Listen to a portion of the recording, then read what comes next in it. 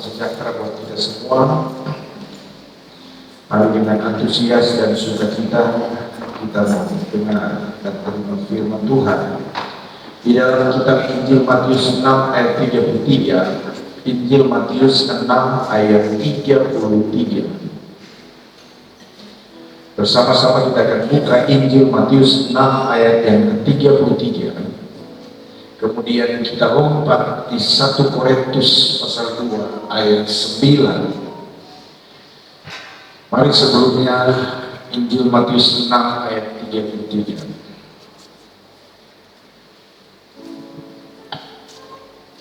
Puji Tuhan. Saya menunggu saudara untuk membaca karena tidak ada layar LCD hari ini. Jadi kita siap dengan Alkitab kita atau HP saudara yang ada aplikasi Alkitab atau Bible atau Sabda. Injil Matius pasal 6 ayat 33.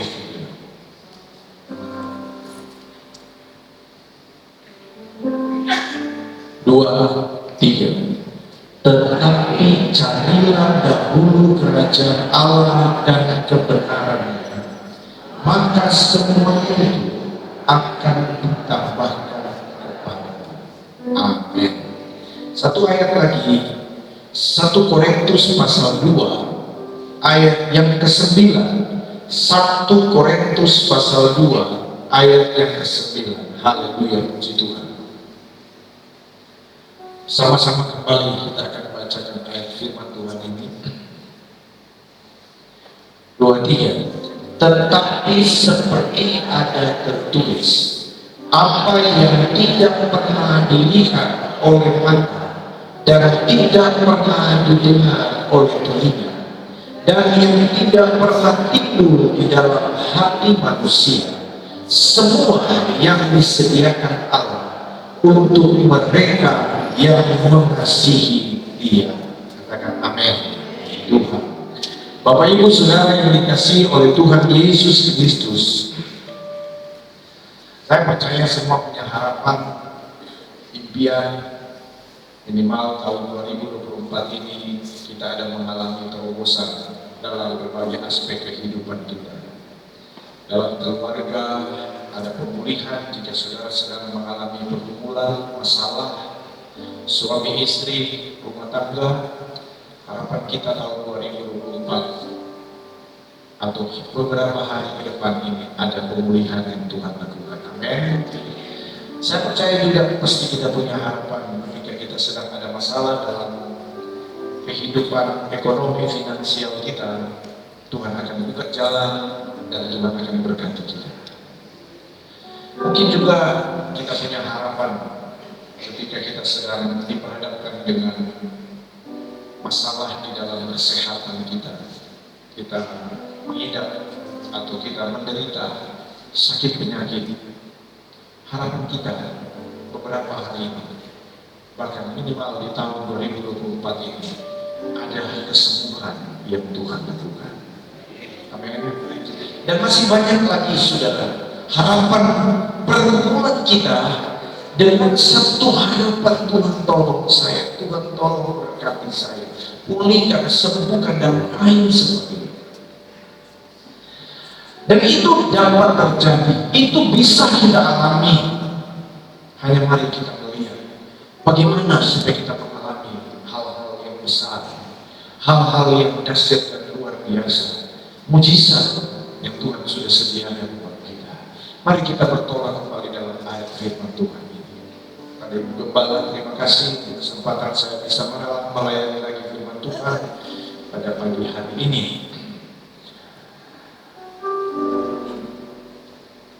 Tetapi carilah dahulu kerajaan Allah dan kebenaran, maka sekaliannya itu akan ditambahkan kepadamu.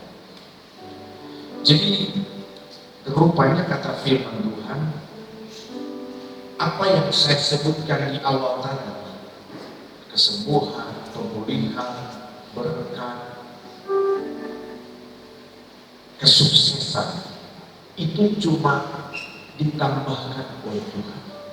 Itu cuma bonus dari Tuhan.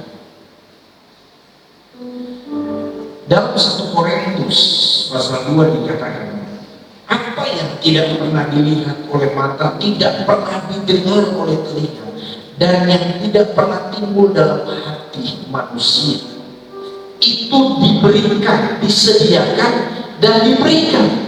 Nah, ini bicara tentang mujizat-mujizat Tuhan. Itu Tuhan sudah sediakan, sudah ada itu. Dan Tuhan sudah siap memberikannya kepada kita. Bahkan di Yohanes pasal 10 ayat 10 dia berkata, pencuri datang hanya untuk membunuh dan membinasakan, tetapi aku datang memberi hidup yang berkelimpahan. Maksudnya apa, saudara? Tuhan sudah punya tujuan yang pasti untuk kita. Dia memberkati kita dengan kualitas hidup, bukan kualitas asal-asalan, tetapi yang bernilai sangat tinggi. Hidup yang berlimpah. Maksudnya apa? Kalau Tuhan memberkati kita, Tuhan berkati tidak asal-asalan, tapi memberkati dengan berlimpah. Kalau Tuhan mau sembuhkan saudara, Tuhan mau sembuhkan secara sempurna kepada saudara. Kalau Tuhan mau pulihkan rumah tangga kita, keluarga kita, hubungan kita dengan yang lain, saudara, termasuk mungkin di tempat pekerjaan saudara, Tuhan akan pulihkan secara utuh sempurna, karena kualitas yang Tuhan janjikan itu adalah high, tinggi, bahkan sangat tinggi. Tapi perhatikan ayat kedua ayat ini, 1 Korintus 2 ayat 9. Semua, kalimat terakhir, yang disediakan Allah untuk mereka yang mengasihi Dia. Dalam terjemahan lain dikatakan,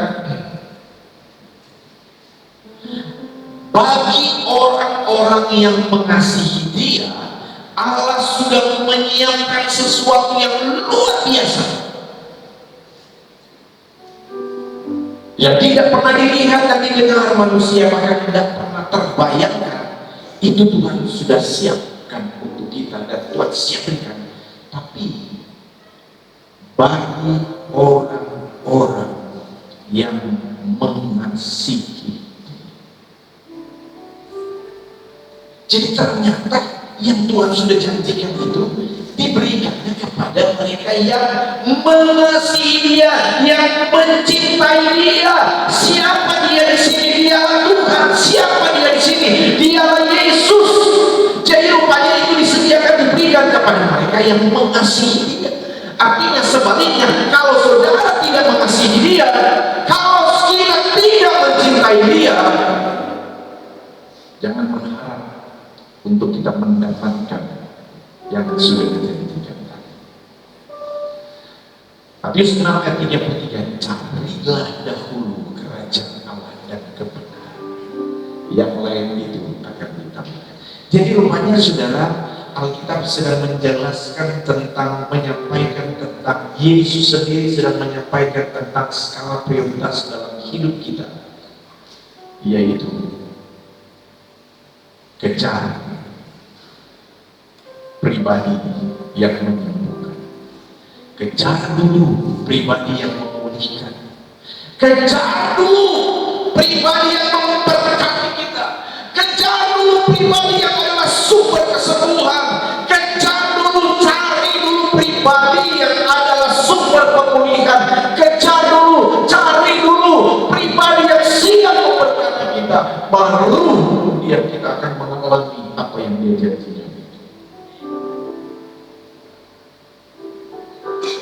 Bukankah sebaliknya hari-hari ini? Justru sebaliknya banyak terjadi. Kita lebih cenderung mencari tangan Tuhan daripada hati Tuhan. Kita lebih cenderung mencari mujizat Tuhan. Kita lebih cenderung mencari kesembuhan. Kita lebih cenderung prioritas mencari pemulihan, berkat Tuhan, kesuksesan, daripada mencari pribadi yang adalah sumber dari yang kita inginkan itu. Itu sebabnya banyak kali kita mengalami kegagalan yang berakhir pada kekecewaan. Ujung-ujungnya menyalahkan Tuhan. Kok saya nggak sembuh-sembuh, kok saya nggak pulih-pulih, kok saya nggak diberkati, kok saya nggak ini, nggak dilawan Tuhan, kok saya begini terus, karir saya kok begini terus. Ujung-ujungnya menyalahkan Tuhan, padahal Tuhan tidak pernah salah. Justru yang salah introspeksi diri. Apakah kita sudah sungguh-sungguh mengejar dan mencari sang pemberi mujizat? Apakah kita sudah cari dahulu kerajaan Allah dan kebenarannya? Ketika saudara datang beribadah pagi hari ini misalnya, benarkah saudara mencari dahulu kerajaan Allah dan kebenarannya? Ada yang bertanya, apa sih kerajaan Allah itu? Wahyu pasal 4 dikatakan di sana, apa yang sedang terjadi di surga? Di sana ada makhluk-makhluk surga yang mengelilingi satu tempat di tengah yang namanya aras Allah atau tahta Allah. Saudara, apa yang dilakukan makhluk-makhluk surga termasuk sekian banyak malaikat, kemudian di dekat tahta Allah itu ada 24 tua-tua, kemudian di paling dekat dengan aras tahta Allah itu ada 4 makhluk. Yang mereka lakukan itu apa? Sungguh-sungguh datang sujud menyembah Tuhan, merasakan suasana kerajaan Allah, hadirat Allah. Baru kemudian mereka tersungkur di depan anak domba Allah, yaitu Yesus yang sudah mati di kayu salib. Saudara, perjumpaan pribadi dengan Tuhan itu yang paling utama dalam hidup ini. Ketika saudara datang beribadah, temukan dulu hadirat Tuhan. Dengan cara apa? Seperti makhluk surga, mereka memuji Tuhan, menyembah Tuhan. Baru kemudian apa? Itu bicara tentang kerajaan Allah. Baru kemudian apa? Kebenarannya. Pribadi Yesus. Saudara mau kenal Yesus di mana? Saudara mau kenal Tuhan Yesus di mana? Di sini. Ini yang dikejar. Hadirat Allah, kerajaan Allah itu suasana hadirat Tuhan, suasana surgawi. Di saat saudara memuji menyembah Tuhan, baru kemudian firman Tuhan yang adalah pribadi Yesus itu sendiri. Itu yang prioritas dikejar hari ini. Datang ibadah, datang adalah sungguh-sungguh memuji menyembah Tuhan. Kemudian sungguh-sungguh mendengarkan firman Tuhan. Itu yang paling utama dikejar hari ini. Itulah orang-orang yang mengasihi Dia, kata Paulus di jemaat Korintus, yaitu orang yang sungguh-sungguh mengejar dan mencari Dia. Sederhana kan sebenarnya, tapi banyak kali yang sederhana ini yang diabaikan dan dilalaikan oleh kita sebagai orang percaya. Kalau kita tujuannya cuma mau cari mujizat, cuma mau cari kesembuhan, cuma mau cari pemulihan, engkau akan kecewa. Mari kita akan lihat satu peristiwa di dalam Injil Yohanes pasal 6. Yohanes pasal 6. Injil Yohanes pasal 6.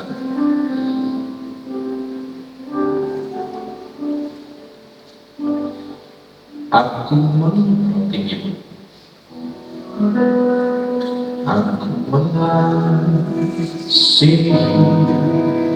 Engkau Yesus dengan segenap hatiku. Katakan lebih sungguh lagi. Mengasihi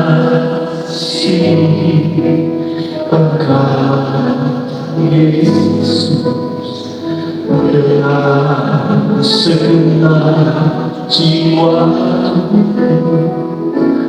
ku renungkan firman-Mu siang dan malam, Ku pegang dan ku lakukan, Engkau tahu ya Tuhan, tujuan hidupku hanyalah untuk menyenangkan hatimu. Tujuan utama hidup kita menyenangkan Tuhan Yesus pribadi, sang pemberi mujizat. Saudara, mari Injil Yohanes pasal 6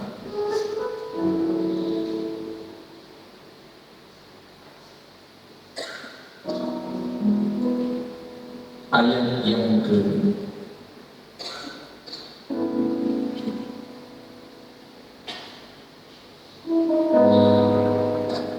26, ya 26. Yohanes 6 ayat 26.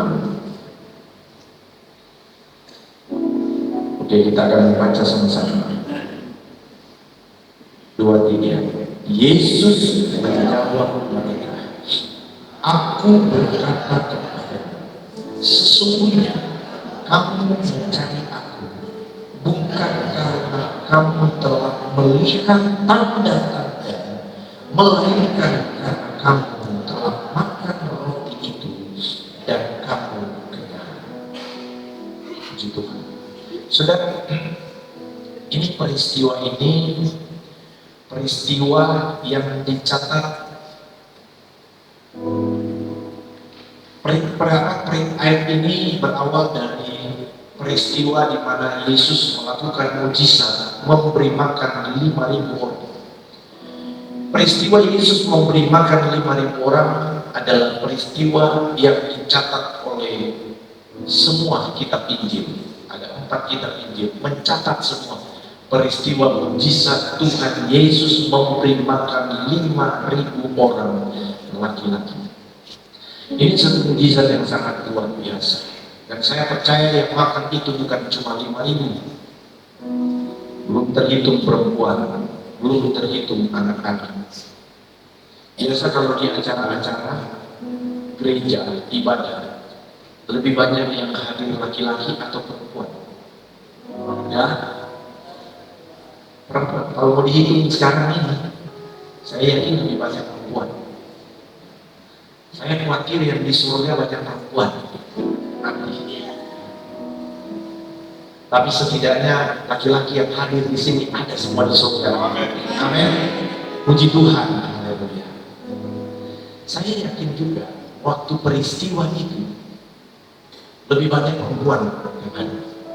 Biasanya gitu kan. Berarti kalau lebih banyak, berarti lebih 5.000 perempuan yang hadir. Kira-kira seperti itu. Belum anak-anak. Berarti itu aja lah belasan ribu lah. Kasar-kasarnya belasan ribu yang hadir. Nah, saudara, terjadilah satu mujizat di mana kata firman Tuhan ini mencatat awalnya begini. Orang-orang datang mencari Yesus dan mereka lapar.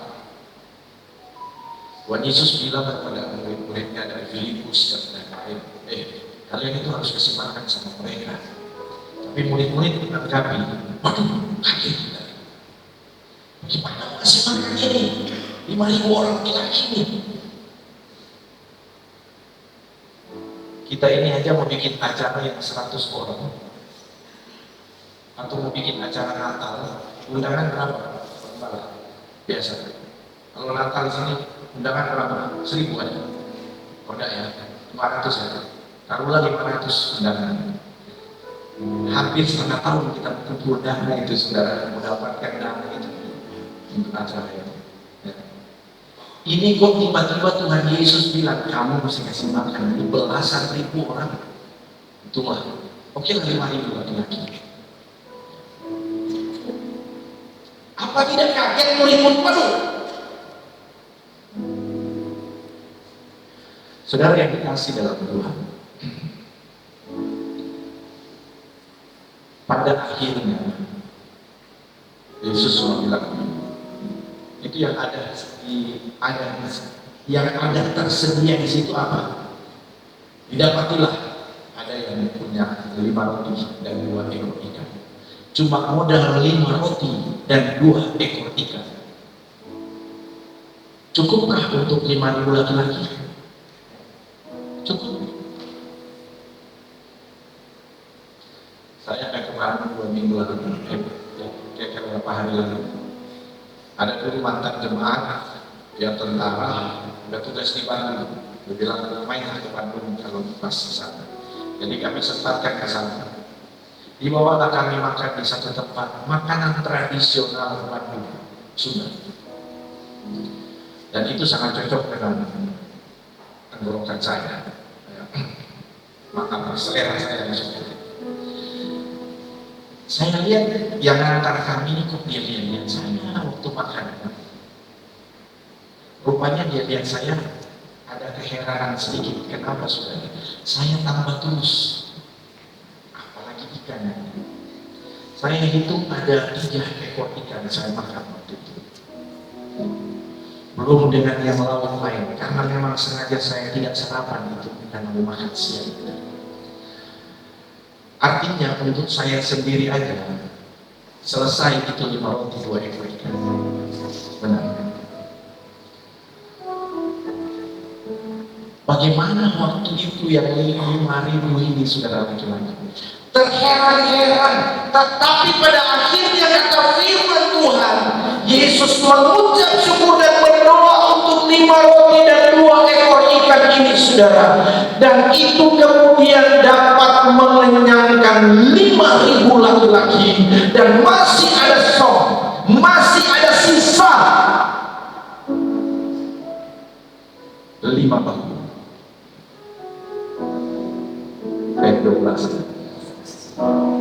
12 paku yang keranjang yang besar. Ini mujizat dan luar biasa saudara. Tuhan Yesus lakukan pada waktu itu. Makanya kenapa kok bisa terjadi mujizat pada waktu itu? Kenapa Tuhan Yesus bisa lakukan mujizat yang tidak terpikir sebelumnya oleh murid-murid Yesus pada waktu itu? Kok bisa terjadi seperti ini? Ini belum pernah terjadi sebelumnya sepanjang sejarah.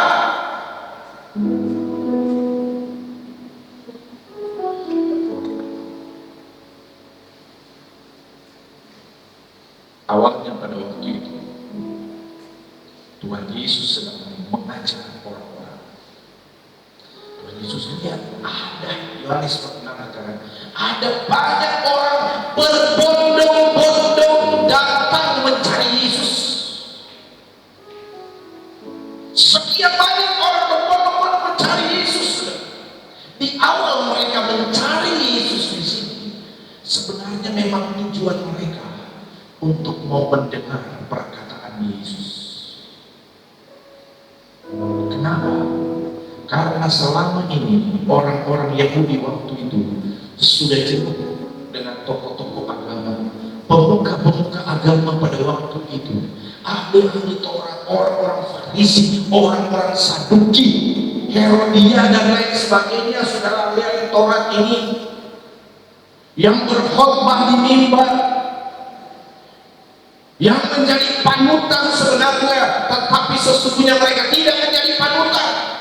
Sehingga akhirnya saudara Tuhan Yesus bilang sendiri, mereka ini adalah ular beludak, munafik. Mereka menyampaikan sesuatu tapi mereka tidak menjadi pelaku dari firman.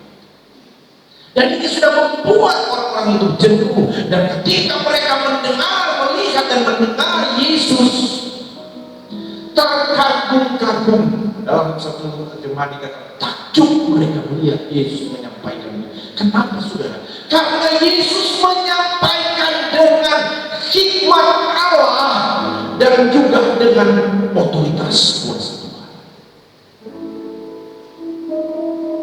Ini yang dibutuhkan jemaat. Firman mungkin sederhana, mungkin biasa saja, tapi betul-betul disampaikan dengan rahmat Allah. Karena kalau saya sampaikan firman cuma karena ini, maka saya pastikan firman yang saya sampaikan itu juga akan mendarat hanya sampai di sini. Tapi kalau saya berkhotbah firman itu dari sini, maka saya pastikan itu juga pasti akan mendarat. Saya akan mendarat di hati saudara. Dan itulah firman yang bisa mengubahkan hidup kita. Orang Farisi yang ahli Taurat, saudara, mereka memang hafal kitab Taurat itu, Kejadian, Keluaran, Imamat, Bilangan, Ulangan itu sampai koma pun sudah mereka hafal persis.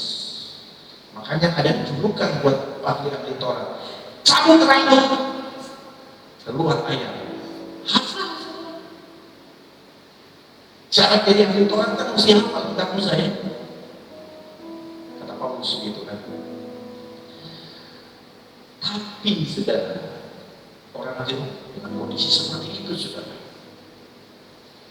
Nah saudara, ketika Yesus datang, dia sampaikan firman dengan urapan dari tempat yang mati dan dengan segala kelimpahan hikmat yang dari surga.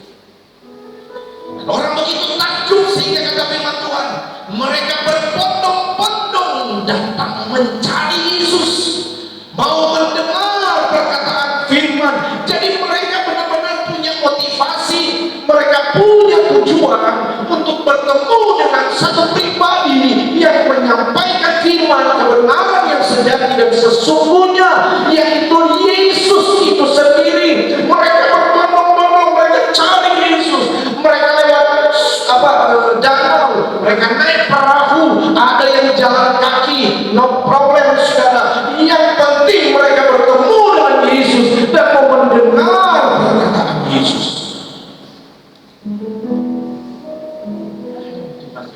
Memang mereka sudah dengar dia mukjizat, tapi Tuhan tahu mereka mendatang mencari dia. Itu sebabnya Yesus langsung berkhotbah, sampaikan pengajaran. Siapa sangka tak berselang waktu lama Tuhan Yesus lakukan itu mujizat. 5.000 orang diberi makan sampai kenyang lagi. Bukan cuma makan asal makan, tidak kekenyangan, tapi sampai kenyang, sampai puas. Karena memang Tuhan Yesus kalau berkati dengan kualitas yang tinggi. Kalau dia mau kasih makan, dia kasih makan sampai kenyang. Amin. Dia mau berkati, dia akan berkati sampai betul-betul berlimpah. Kalau dia mau sembuhkan sampai pulih. Kalau dia mau pulihkan, dia pulihkan benar.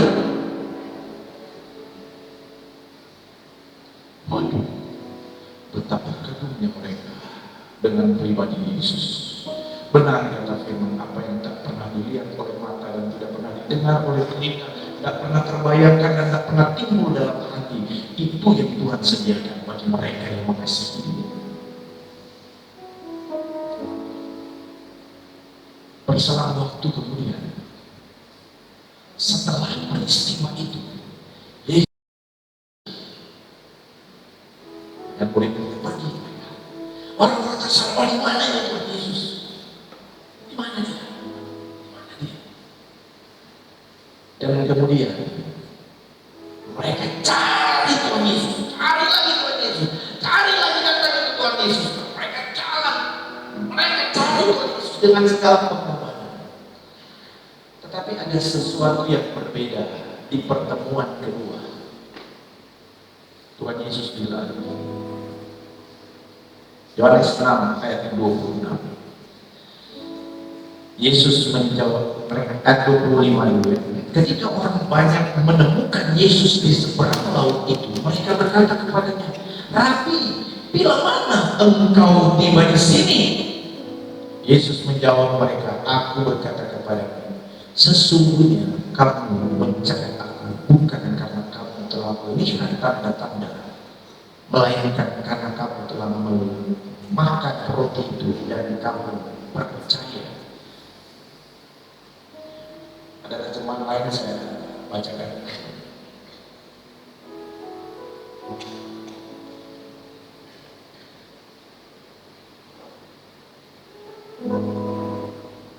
Nah, Yesus menjawab mereka. Yesus menjawab, sebenarnya kalian ingin bersama-sama dengan aku sebab aku telah memberi kalian makan, bukan karena kalian percaya kepadaku. Jadi bukan karena mereka percaya karena firman yang ada, yang mereka dapatkan, yang mereka terima.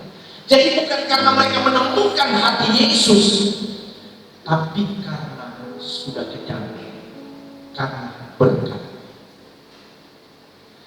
Jadi kedatangan pengikut Yesus, murid-murid pengikut Yesus, orang-orang banyak pada waktu itu, pada pertemuan selanjutnya, motivasi mereka ternyata sudah berbeda. Sekian banyak yang datang waktu itu, tujuan hati mereka itu sudah berbeda. Tuhan kan maha tahu, Dia tahu hati kita. Amin, saudara.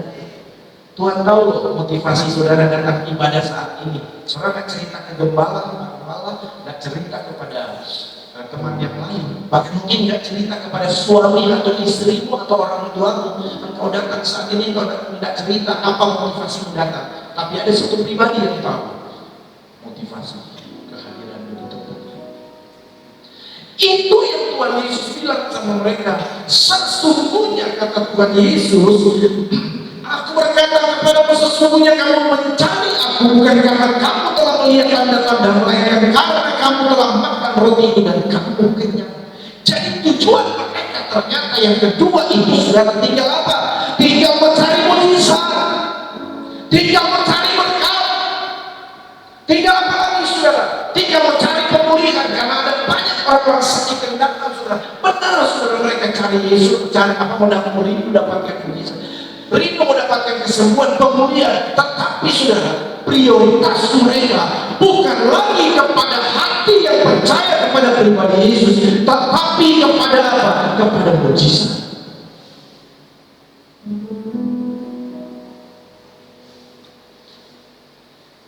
Endingnya apa saudara? Ayat 66, Yohanes 6 ayat 66. Dan kebetulan ya, Yohanes 6 ayat 66 juga ya. Itu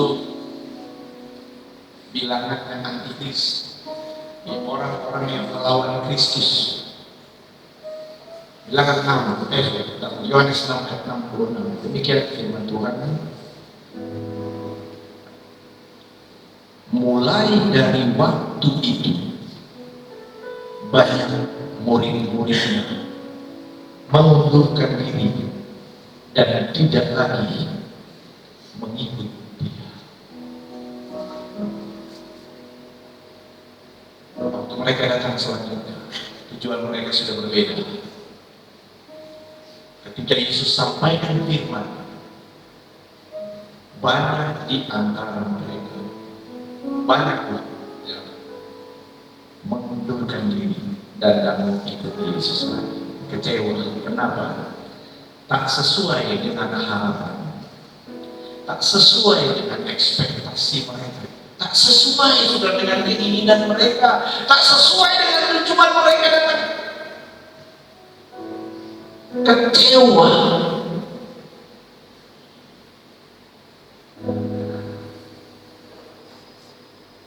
Mari saudara, hari ini jaga hati kita, tahu apa prioritas utama dalam hidup hari-hari. Saya ini oleh satu tim dari Jakarta, Pak Pendeta, bulan Juli kami mau ada pembantuan suami istri nginap di hotel Swiss Bank Mall di Grand Mall Singkawang, gratis semua, disediakan sama kalian. Nah, oh iya, teman saya yang koordinir, salah satu yang teman yang koordinir bagian unsur pendaftaran, dia share ke grup, ada grup kami. Saudara, belum lama, baru saja di-share di grup ini acara ini, karena sudah ada brosur, langsung antre itu daftar. Kami daftar, kami daftar, cepat sekali saudara. Kalau gratis, kalau ini tinggal tahunya minat, hotel Swiss Bell lagi ya. Kapan lagi? Saya aja sepanjang saya di Singkawang belum pernah saya minat di Swiss Bell. Bukan saya bilang supaya saudara traktir, saya minat enggak ya, ada maksudnya. Nah ini gratis, cepat saudara, ramai orang yang mau ikut. Cuma karena ditentukan sekian jumlah jadi tetap dibatasi. Jadi Pak Joni tidak ada ternyata dari saya. Kalau bicara yang berkat, fasilitas dapat ini cepat saudara. Dapat makan gratis, apalagi dapat transportasi, waduh saudara cepat sekali. Tapi coba hadirlah dan hadirlah seminar kebenaran yang sejati, biaya sedikit, tidak disediakan transportasi. Saya pastikan seperti ini acara ini. Saya mungkin sering buat acara ini, pastikan seperti acara ini. Atau misalnya nanti KKR kesepuan ilah ini dapat makan pagi yang datang, penuh pasti saudara. Tapi coba brosur undangan, pandu seminar dari KKR, tidak dapat transportasi, tidak dapat makan, seminarnya yang ngeri-ngeri lagi dewan. Saya pastikan sepi itu KKR sebenarnya, dan itu banyak terjadi di luar dari saya untuk menghakimi, tidak, tapi saya juga introspeksi ya. Dan itu banyak terjadi. Motivasi hati.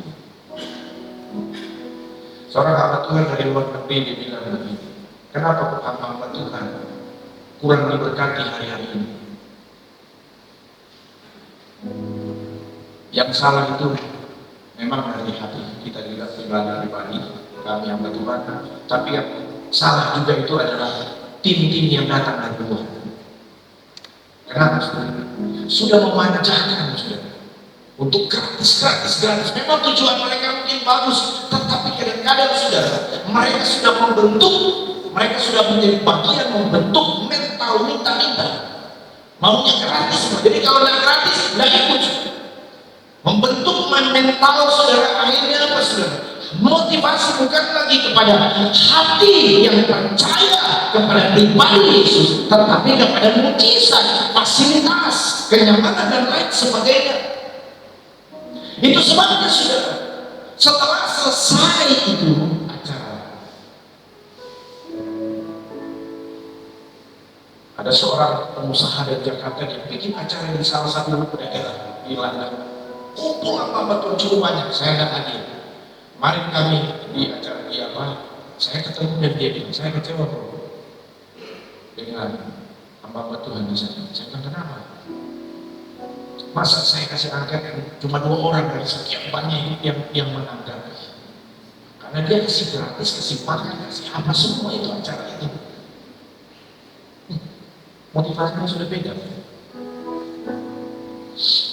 Saudara, banyak kecewa dan akhirnya mundur, tidak mengikuti Yesus lagi. Ada banyak jemaat anak-anak Tuhan akan mengalami kekecewaan hari-hari ini kalau motivasi kita tidak kepada pribadi Yesus. Kalau saudara pribadi, kalau tujuan kita, ya, prioritas kita bukan karena mencari kerajaan Allah dan kebenaran kita, bukan karena mengasihi Yesus, bukan karena mencari pribadi penyembuh, pribadi yang melindungi, pribadi yang adalah sumber berkat, pribadi yang adalah sumber kemuliaan, kita akan kecewa.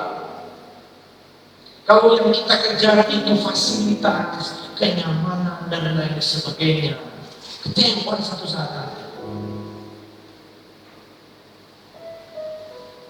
Tapi diberkatilah kita yang sungguh-sungguh mengejar Tuhan Yesus. Haleluya. Amin. Amin. Sudah mulai introspeksi. Tuhan tolong kami semua, jaga hati kami, supaya kami hari-hari ini mencari Engkau lebih sungguh lagi, mencari pribadi-Mu. Haleluya. Mari kita tundukkan kepala kita.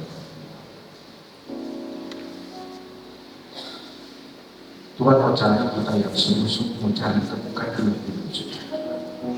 Ketika kau berdoa, memuji, menyembah Tuhan, pastikan kau bertemu, engkau menikmati kehadiran Tuhan. Dan kemudian kejar firman Tuhan, kebenaran yang hakiki. Haleluya.